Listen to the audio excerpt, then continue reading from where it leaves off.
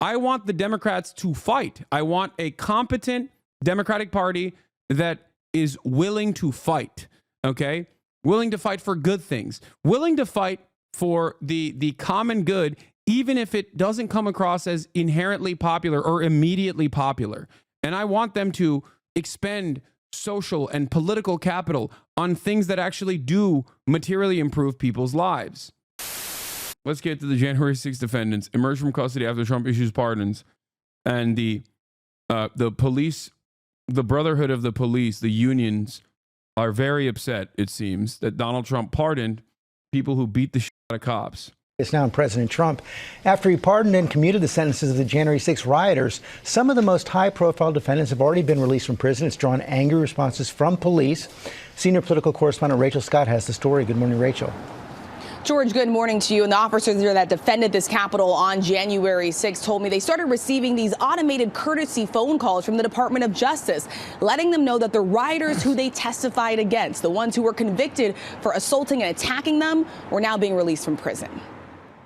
This morning, hundreds of rioters, including those who assaulted police officers on January 6th, released from prison. President Donald Trump asked why he commuted the sentences of people like Stewart Rhodes, founder of the Oath Keepers militia, charged with sedition and sentenced to 18 years. I thought their sentences were ridiculous and excessive. Trump previously said he would look at individual cases, but the president, within hours of taking the oath, pardoned nearly all of the 1,600 people charged in the attack. 140 officers were injured as the mob stormed the Capitol. Officer Daniel Hodges screaming for help, crushed by surging rioters. Those rioters pardoned, or their sentences were commuted by Trump. In an interview, Officer Hodges, who is still on the force, telling me it's a miscarriage of justice. Former Capitol Police Officer Harry Dunn testified about facing off against the mob. I told them to just leave the Capitol, and in response they yelled, "No, man, this is our house." He says oh yeah, he did pardon Ross Ulbricht, or whatever his name is, the Silk Road guy, and I will be talking about that. I have covered it in the past, the history of the Silk Road and like what happened to Silk Road, and also I will do that today again. I remember watching like a documentary on it on stream before, and I will do that as well. Yeah, he did. And he did that as a gimme to the libertarians too. Because once again, no matter what, this man understands. Yeah, here's me reacting to the dark side of the Silk Road. So, yeah, I will probably react to like another long and convoluted documentary about what happened with Silk Road and where it went. But that's it. Trump doesn't care. He does not give a heck. He does not give a damn. Okay. He does not care. He will give you that delicious, juicy W that you crave. Okay. Do you think Ross is as rich as Elon given his crypto wallets? I don't know. He does not care if his most loyal hogs actually beat up cops. He will unban them. If there is a vote to gain, and or if there is some level of confidence that he can get from people, if there's some kind of confidence that he can get from a key constituency, no matter how small, he's gonna unban them. He's gonna unban those people. Okay, January 6th rioter already arrested on gun charges. That's amazing. My man said, Shawshank Redemption, put me back in, Chief. I don't know how to live. Any other way. Put me back in. The wonderful nature of the American criminal justice system. He said, put me back in, please. President is trying to rewrite history. The officers feel hurt and betrayed, and it's a slap in the face. In an internal memo obtained by ABC News, the chief of Capitol Police saying, when there is no price to pay for violence against law enforcement, it sends a message that politics matter more than our first responders. The president's pardons include more than 600 people charged with assaulting or resisting law enforcement. On Capitol Hill, many Republicans not pushing back. I think like the annoying part of all of this, to me at least, is that one, this is unpopular, but it still doesn't matter because like he's giving his most active base of support, his biggest sycophants, a major W. He's saying like, listen, you stood by me and I'm going to stand by you. Okay. That's important. That's important for Trump, especially because if he wants to have like some semblance of brown shirts who will do his bidding in ways that like even the police or the military might not be able to do within the existing legal confines, these guys will now feel emboldened. Okay. That's really important to understand. They will feel emboldened. They will feel like Donald Trump has their back. So that's really important for him. But the thing that's really frustrating to me about this is that like you can go to jail for a million different stupid things in this country. Okay. If you go to jail, if you're poor, you have a very high likelihood of finding yourself within the throes of the criminal justice system. And unfortunately for many, the American criminal justice system is not exactly open-minded. They will cook you. They will ruin your life for the rest of your life. Okay? So that double standard here is probably frustrating for many Americans who are like, well, you know, my dad got a resisting arrest charge for speaking back to a police officer at a regular traffic stop. Okay? And he had to spend time in prison for that. But these guys actually literally beat the shit out of cops in an insurrection. And now they're walking free and pardoned and have their records expunged. Like, that's crazy, right? My buddy spit on a cop and got 3 years. Yeah, that's considered assault on a peace officer. And straight up, judges will throw the book at you, okay? It's crazy. 2021, Texas Senator John Cornyn said those who planned and participated in the violence that day should be prosecuted to the fullest extent of the law. It's the president's prerogative. Are you comfortable with that, though? Does that send the right message from your party? That's not the question. The question is who has the authority, and the president has the authority. As I've said before, we're looking forward to the next 4 years, not the last 4. Others suggested the pardons went too far. I do not support the pardons if they were given to people who committed violent crimes, including assaulting police officers or breaking windows. But Alabama, I hate these people so much. I just think it's all aesthetics. They behave, the Republicans that are at the edge of the party, and this is like an especially dying breed, okay? Republicans at the edge of the party that are an especially dying breed, like Susan Collins, okay, are so annoying because they always hit that Democrat line where they're like, we are looking at this. I am very concerned. I'm very concerned. It's like, oh, really? You're concerned, Susan Collins? Great. Thank you. I hadn't heard that 700,000 times the last time Donald Trump was president. And then you always go out of your way to vote alongside Donald Trump 90+% of the time. I'm always looking into it. I'm Susan. I'm always looking into it. And I'm always feeling very concerned. Okay. Also, here's the other part of this. Look at that. Truth bomb, baby. Biden pardoning Hunter is more unpopular than Trump pardoning the January 6 rioters per Wall Street Journal poll. Hunter pardon, 22% support, 74% oppose. January 6 pardons, 43% support, 54% oppose. Okay? That's a truth nuke for you. Okay? There you go. There you go. How is that possible? What are you talking about? One is read as a spoiled Nepo baby who was presented as like the worst villain of the Biden administration, in many instances unjustifiably, because he was just a crackhead fail son, okay? And they greatly overemphasized his crimes and routinely lied about it. They said that he was like doing crazy wheeling and dealing at the behest of the Biden crime family or whatever.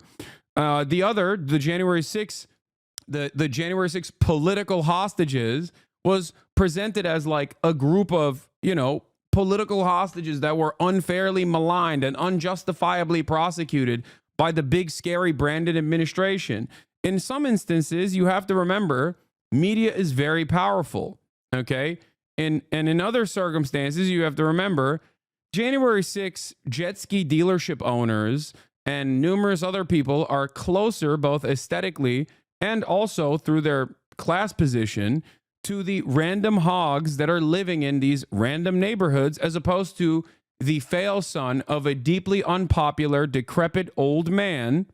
The fail son of a deeply unpopular, decrepit old man who was the president, okay?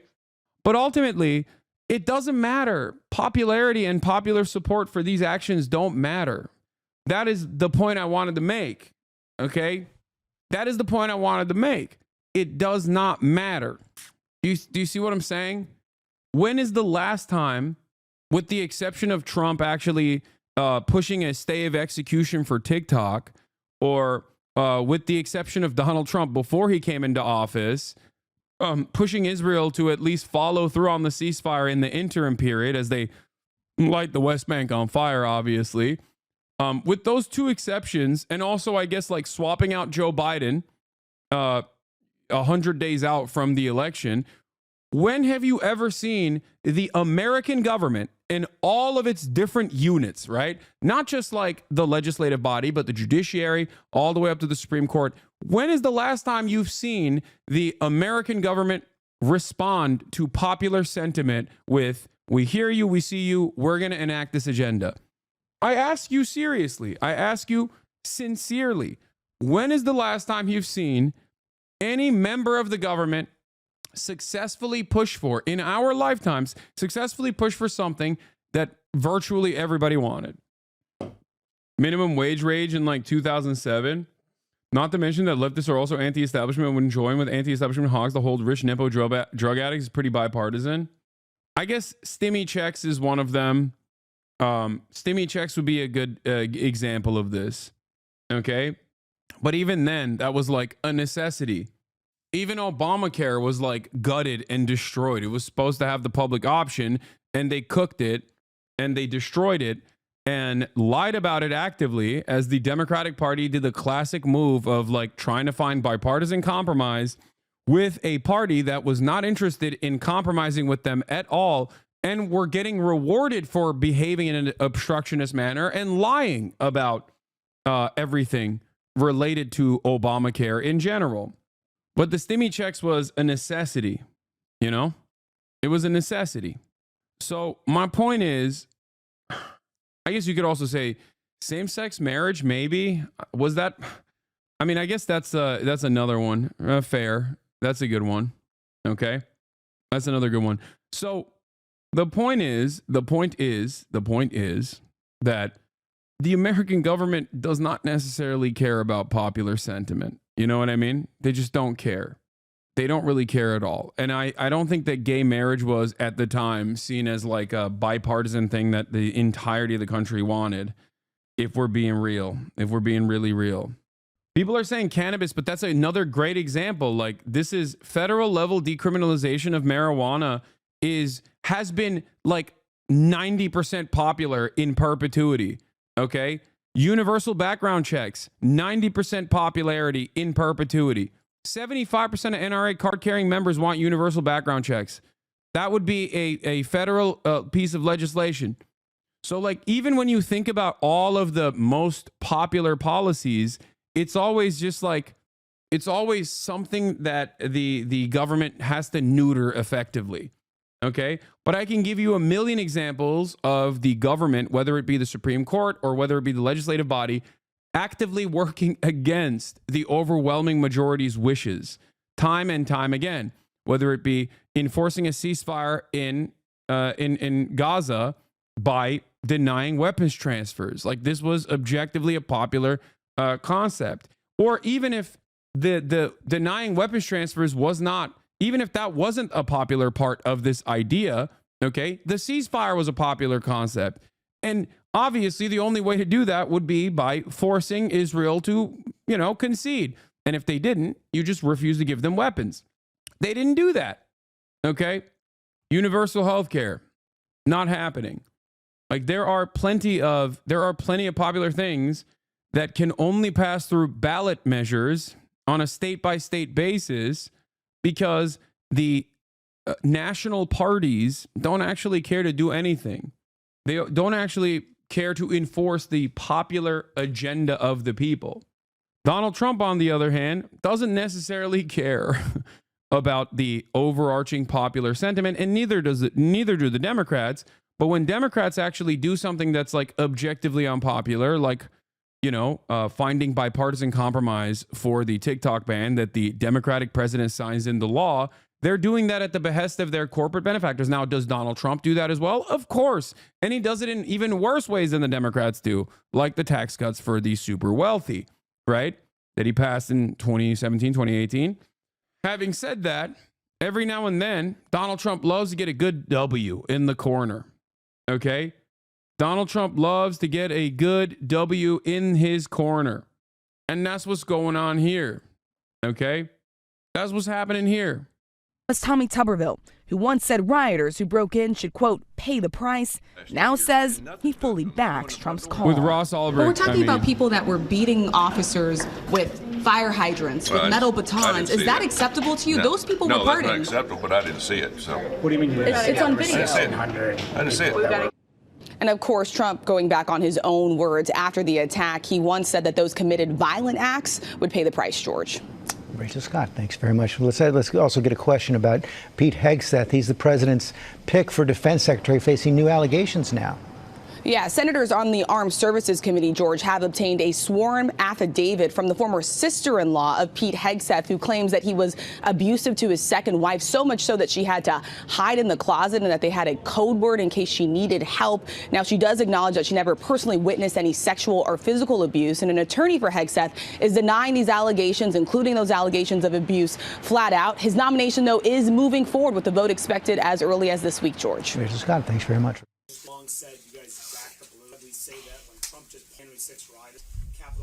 Like, this is, I'm going to be honest with you. On the one hand, this is a newsworthy thing that Donald Trump did. And it is kind of wild that he did blanket pardons. Okay. On the other hand, the media is back to doing hypocrisy baiting and hypocrisy fishing. And I think at a certain point, we all got to take a deep breath and recognize that, number one, January 6th stuff clearly doesn't play well to the broader audience, and they just don't care about it as much as liberals do, like hyper invested, media obsessed liberals do. Okay. And last but not least, and this is perhaps the most important point that I want to address. Okay. Nobody cares about hypocrisy. Like, no Republican is ever going to turn around and be like, oh man, you really caught me here. Donald Trump pardoned police beaters. Oh, I'm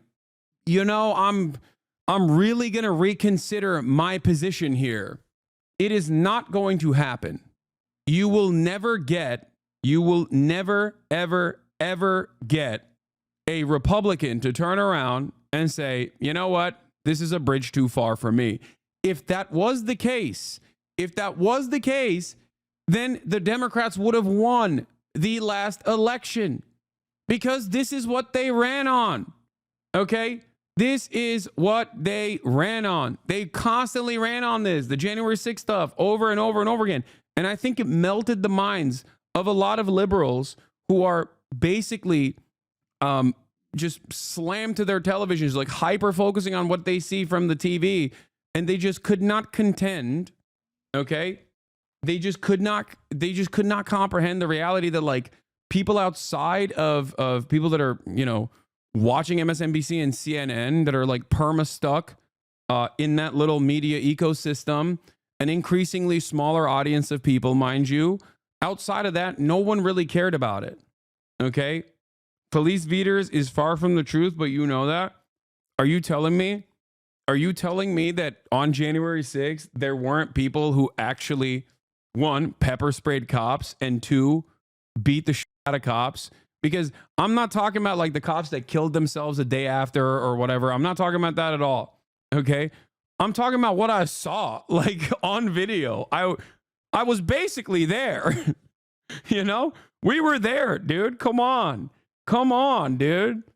Like, there's a lot of beat the shit out of I disagree with chatter. Chatter. That's crazy. No, come on, dude.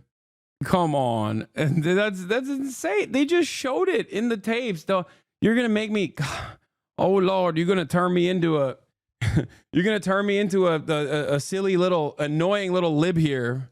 Okay, if you keep this up. We were basically at the Capitol, partially because all the people thought there would be no repercussions for this. So they filmed themselves and actively talked about how awesome it was that they were doing the things that they were doing. So we got deep access to everything that was going on. Part of the problem, from my perspective, I think, part of the problem was that there was so much footage readily available that it took thousands of man hours from the FBI to investigate all of that thoroughly, because everybody was like, what? We will never get in trouble for this. This is crazy. Why are you trying so hard to make the police as victims here? They are class traitors. Don't you know? Okay, shut up, Ismail. My point is, you can't even talk back to a cop in broad daylight in the normal world without possibly getting some criminal penalties for it. But you can apparently beat the shit out of a cop when you're storming the Capitol, and it's fine. Trump will pardon you. Excuse me, I didn't know it was like that. Bro, in the United States of America, you can't even protest Israel. Okay? You get 3,100 students were arrested for protesting against Israel's apartheid and genocide in this country under the Democratic leadership. Thousands more are permanently in jail for their participation in the Black Lives Matter protests. Thousands of people, okay? 1,000 plus people that were arrested, prosecuted, and went to jail for their participation in an insurrection where they did beat the shit out of cops, even though the cops were seemingly pretty much on their side, okay? And guess what? It's fine. You can do all of that. They were tactical love taps, bro. Chill. They were hitting the cops with respect and patriotism as they calmly enter the premises. Stop your revisionism. Yeah. That's crazy, man. Like, look at this, bro. Like, that's crazy. That's crazy. I guess he just slipped and fell, dude, and nothing else, you know? So look, everybody can describe this however they want. The president has the pardon and commutation authority. It's his decision, and I think what was made clear all along is that peaceful protests and people who engage in that should never be punished. There was a weaponization of the Justice Department. There was a weaponization of the events. The following, the prosecutions that happened after January 6th. It was a terrible time and a terrible chapter in America's history. The president's made his decision. I don't second guess those. And yes, it's kind of my ethos, my worldview. We believe in redemption. We believe in second chances. If you would argue that those people didn't pay a heavy penalty. Bro, that's awesome. Like, they're talking like prison abolitionists right now, man. They're like, hey, man, we have to have a focus on rehabilitation rather than incarceration. I think it's been far too long in this nation's dark past where we have decided that that the draconian nature of the criminal justice system must be as torturous as possible. This is clearly not a successful method. These people have paid the ultimate price for being law-abiding, peaceful citizens as they peacefully beat the shit out of cops on the Capitol Rotunda. Okay? I wouldn't dare. But if I was, I wouldn't have liked it. But I've totally forgotten about it now because my Lord King Savior, Donald Trump, decided that they're going to get pardoned. Penalty, having been incarcerated and all of that's up to you. But the president's made a decision. We move forward. These guys will straight up say that, like, the overwhelming majority of Black Lives Matter protests did not turn into riots. The ones that did turn into riots because cops were brutalizing the protesters. Okay, they always escalate. And given the anti-cop nature of the Black Lives Matter protests, of course, cops were going to always escalate and be brutal. And they act like every city was burned to the goddamn ground. Meanwhile, these dudes straight up in broad daylight were like, we love rioting and going into we love rioting and going into the Capitol building. Okay, we love it. I can't wait to I can't wait to apprehend physically and violently Nancy Pelosi and do a citizen's arrest on Nancy Pelosi. Here, I brought my zip ties with me. I can't wait to do that. My name is such and such. They've literally did this in broad daylight, and these guys are like, these were just peaceful people that wanted to see the inside of the people's house, right? I didn't realize that it was illegal for the people of the United States of America to enter the people's house. There are better days ahead of us. That's what we're excited about. We're not looking backwards, we're looking forward. Just second row. The leaders of the Proud Boys and the Oath Keepers were freed following the pardons yesterday. At the time, back in 2021, you urged them to stand back and stand by. Is there now a place for them in the political conversation? Well, we have to see they've been given a pardon. I thought. Oh my God. Oh my God. This journalist basically is like, hey, are you going to utilize the Proud Boys to do your to do your most violent bidding? And he's like, we'll see. We'll see. Their sentences were ridiculous and excessive.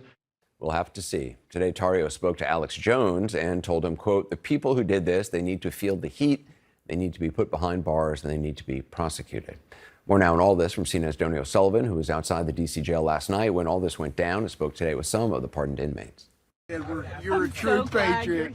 I don't even know what to feel. I mean, I guess I should feel joy. Maybe I'm just shocked. The end of a long road for Rachel Powell, pardoned by President Trump and released Tuesday from a jail here in Washington, D.C. Patriots are in control. The Pink Hat Patriots lady are when in control. They're razzing razzing up. Patriots, razz at up. the Capitol with an ice axe during the January 6 attack. A mom to 8 and a grandmother to 7, I interviewed Rachel before she began what was supposed to be a years-long prison sentence last year. How'd I have time to plan an insurrection when my life is busy like this? On her release on Tuesday, she was met by activists who gave her new clothes, new boots, and a new pink hat. Woo! Glory!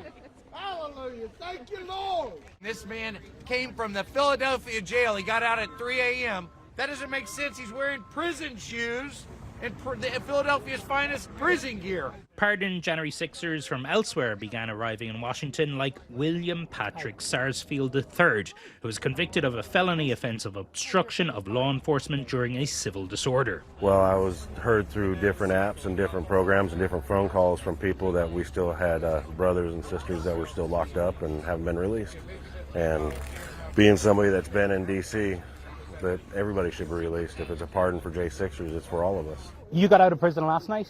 Well, I was locked up for 3.5 years, and I was taken to the halfway house on August 29th. Robert Morse says he was released from a halfway house in Pittsburgh late last night and came to D.C. to celebrate. Back up! Morse, a former Army Ranger, was found guilty of assaulting police officers, among other crimes, on January 6th. I had no intention of going anywhere near the Capitol that day. That's how crazy this got. So a lot of people were taken advantage of, and we were lured into a lobster trap that January 6th was designed to be. In terms of personal responsibility, do you regret? Completely, without a doubt. I said that in my sentencing speech. I said the words, Donald Trump did not force me or coerce me to do what I did that day. I did it on my own accord. What's your message to people watching this who say, she shouldn't have been pardoned, none of these people should have got out of prison, they're criminals? Okay, you know what? It's time to stop worrying about that. And Dude, that's the peak, okay? That's the most awesome way to be, to just be like, you don't understand, okay? No matter what, I will go to jail on my own. Please do not harm my president, who said I was bad right after it became politically unpopular. Like, dude, being that cucked is crazy. He called it a lobster trap and then proceeded to say how he fell for the lobster trap. Yeah. Attacking the seat. Yeah. Here's the latest standing. Attacking the seat of the U.S. government, beating the shit out of cops, saying you're going to arrest and possibly hang the Republican vice president of the party that you are a supporter of is peaceful. 18-year-olds camping and playing guitar on their own university campus. Worse terror attack than 9/11. They're all Hamas. They're all actually being brainwashed by the Iranian mullahs. Okay, the Ayatollah is basically on college campuses. And we have to bring in the terror squad. Incredible. Now, of course, make no mistake, these guys these guys are also simultaneously Antifa. Okay, they're simultaneously agents of the FBI and Antifa at the same time, because initially they were like, oh, it's Antifa that did this, when they were like, oh, this is violent and unacceptable, and that's because Antifa did this. Okay, it's Antifa. Except they didn't prosecute the Antifa. They only prosecuted the brave patriots that were political prisoners. And also, it wasn't even violent at all. Okay? It wasn't even violent at all. It was just a peaceful day at the Rotunda. Move forward in this country. And Donnie joins us. Now, what's happening at the... Aren't we doing hypocrisy baiting? Or is this just entertainment? I don't know. I'm high. No. I come at this with the understanding that virtually no one cares about this. Like, the broad majorities of the American public are not as invested in the story as the way that the media presents it. It's just funny. It's entertainment. Okay? This is one of the least impactful aspects of the Trump administration. Okay? It's one of the least impactful aspects of the Trump administration. And it is, you know, it's not something that I think a lot of people truly care about, but the ones that do really care about it. Okay? The ones that care about January 6th really care about it. What I mean by this is, on the Republican side, the ones that are like the immediate family members, with the exception of the Hasan head, who has to now go into hiding because his dad is out of prison. The Republicans that really care about it are elated. They're super excited that Trump actually pardoned these guys and emboldened them. Okay. On the liberal side, the ones who care about it really care about it as well. But the number of people, especially on the liberal side, that really care about this are obviously super marginal. And even if they say, even if they respond to a poll and they say like, oh, I think this is like really disrespectful or whatever, it ultimately does not matter, because the American government, you know, Democratic control, Republican control, doesn't really matter. The American government doesn't really do things that people have a lot of negative feelings about anyway, or a lot of positive feelings about anyway. Like, the American government doesn't really abide by the democratic wishes of the broad majorities of the public, right? The jail tonight, what are you seeing? Hey, Anderson, yeah, just in the past few minutes, 3 more January 6ers were just released. I think it's pretty impactful to essentially give Americans immunity for any crimes in the name of the president, right? No, that will have really important implications down the line, for sure. I think that especially when you factor in like organized militias that have only grown in size and influence in the time frame that these guys went to jail, it definitely is a terrifying precedent later down the line. But that's usually not what people are talking about in this situation. Most people are just looking at this and talking about how hypocritical it is that Trump is doing this, myself included. But make no mistake, I'm just, you know, I'm talking about it from the aspect of like entertainment and hogwatch, and the hypocrisy baiting is not like the major point that I'm trying to address here at all. From the DC jail here, you can see they're giving interviews to local media and international. Yeah. I also want to once again address the broader point here, which is that you cannot try to catch Republicans in hypocrisy. It didn't work the last election cycle, and it didn't work the election cycle in the past as well. Like, when Trump was president, this is all liberals did, okay? This is all the hashtag resistance liberalism was about. Oh, now we think it's okay when Trump does it. It's like, yeah, no, they just genuinely don't care, and they genuinely do think it's okay when Trump does it, and they will act like they care when the Democrats actually do something that comes across as hypocritical. It's the strategy. It's the game plan. If anything, I think liberals should learn from that. This is something that I have advocated for quite a bit. Most famously on the Pod Save America interview that I had that went viral in a lot of liberal circles, where I said, I want the Democrats to fight. I want a competent Democratic Party that is willing to fight, okay? Willing to fight for good things. Willing to fight for the common good, even if it doesn't come across as inherently popular or immediately popular. And I want them to expend social and political capital on things that actually do materially improve people's lives. Okay? I want him to do that in the same way that Trump does, right? Because Trump does that. This is one of the things that I wouldn't say necessarily admire about Donald Trump, but this is one of the things that I think Donald Trump does very well. If there is something that he can get an easy W off of, okay? If there's something that will return, like if there are a group of people out there that are genuinely passionate about a particular issue, even if it's like, kind of unpopular or whatever in the eyes of the broad majority, like these are low-hanging fruit things for him. He just will go and he'll secure those votes. This is one of those instances. He also will. He also has obviously a tendency to be very telegenic and knows how to draw in a crowd and make people pay attention to him. And he did precisely that with his executive order signatures that he conducted on his first day, right? On the day of the inauguration. Like he knows how to keep people paying attention to what he's doing and present it as a positive.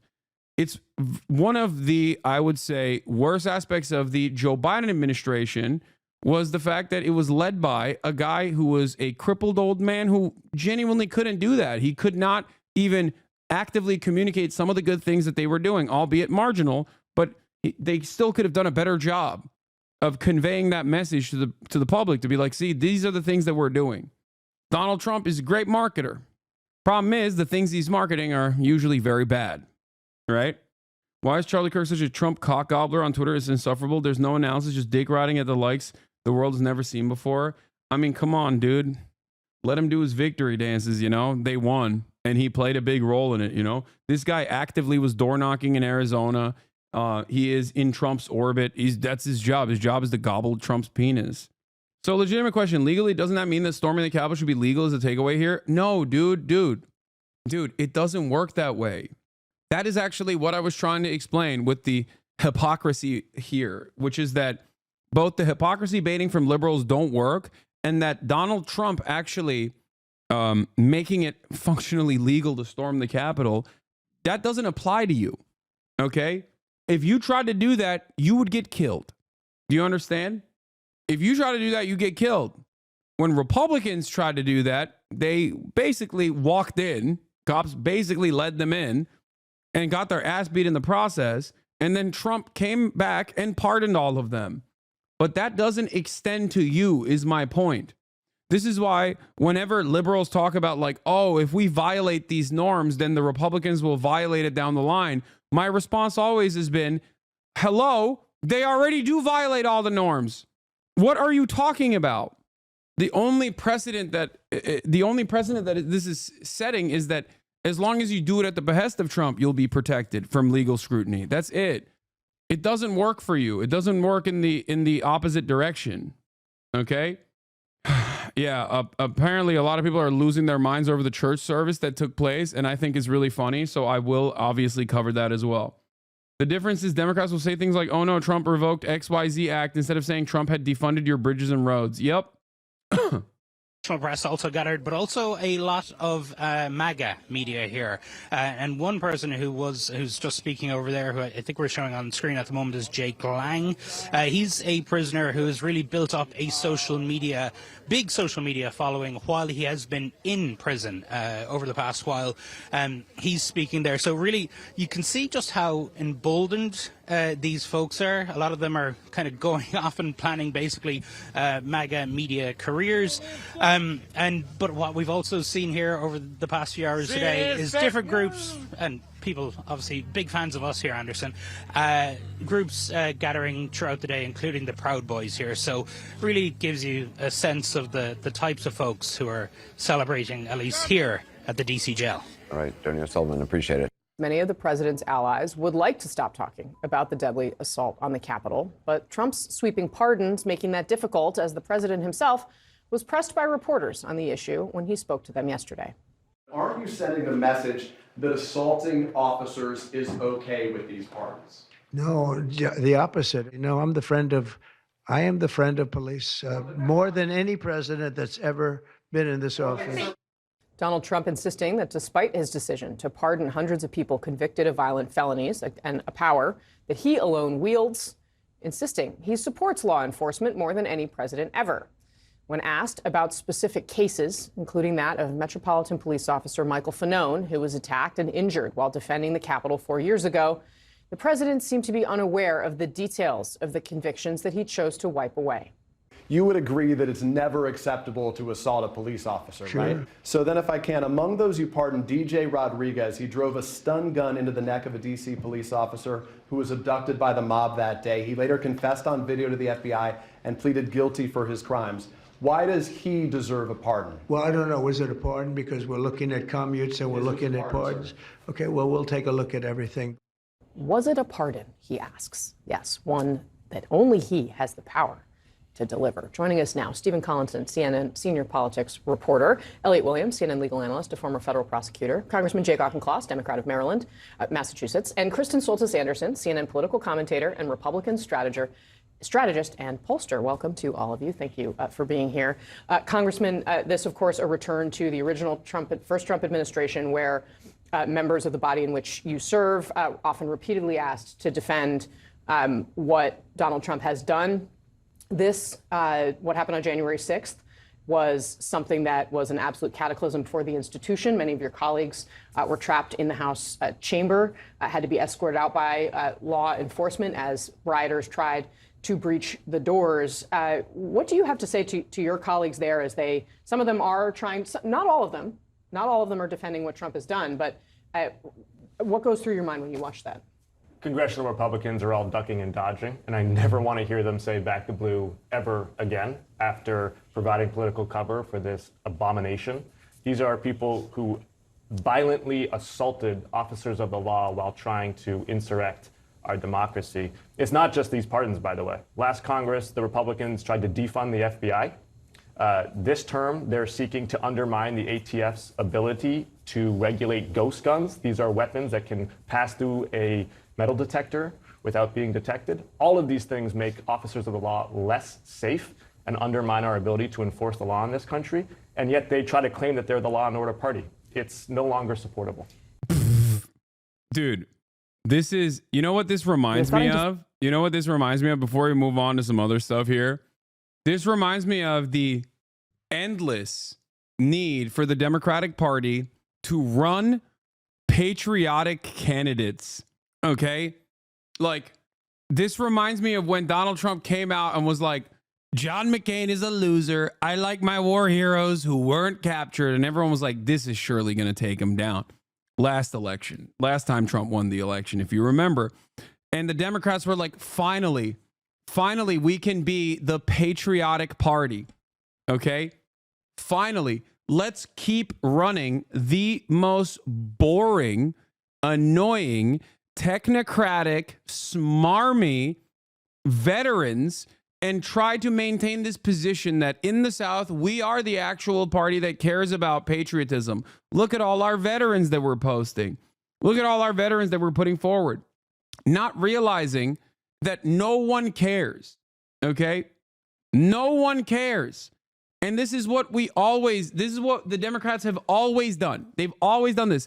And now they think they're going to be like, well, it's obvious that the Republicans are not the law and order party. It's like, dude, what are you talking about? They don't care, man. I don't know how to describe this to you. You cannot outflank the Republicans on patriotism. They own it, okay? It's not in the United States of America. The collective consciousness surrounding patriotism is not what you think it is, okay? It's not what you think it is. Patriotism in America is not represented by, actually respecting the veterans and showing reverence or whatever.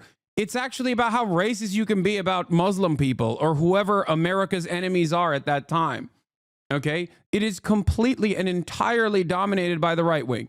They control that narrative. They control the standards of patriotism. If you think that you have any say in reframing patriotism from a liberal perspective, you are delusional. Okay?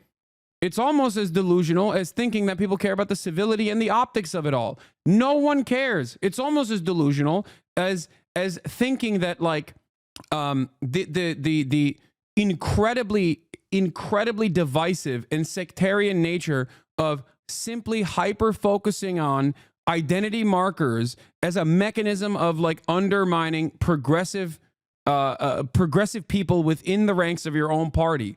Just a major own. No one cares. Okay? Republicans do it all the time too. No one actually cares. Like the cancel culture stuff is just so stupid. Hyper focusing on that and thinking that this is a reasonable way to do politics is so bad. It just makes you look like a freaking HR manager, okay? It's so dumb. Just do things that help people. Please, for the love of Christ, do things that help people and actively talk about how you're doing those things and market them. But it seems like the Democratic Party has decided, no, we're just going to be the gay, smarmy version of the Republicans. Okay? That's it. You will never be able to decouple reactionary right-wing politics from law and order messaging. Okay? It does not matter, because the entirety of the right-wing messaging is about dominating the field of law and order in the way that they think is law and order. The same goes for free speech. Okay? When Americans talk about free speech, the way that they understand free speech is basically when Americans talk about free speech, they're talking about slurs, being able to say slurs and not having any repercussions for being able to say slurs. They're not talking about actual speech that undermines the pre-existing hierarchies. They're not talking about free speech as like saying, you know, Israel sucks or whatever. They're talking about the freedom to say slurs without repercussions. That's the way that they talk about free speech. And it's not about the government actually coming in and offering legal penalties for you saying whatever.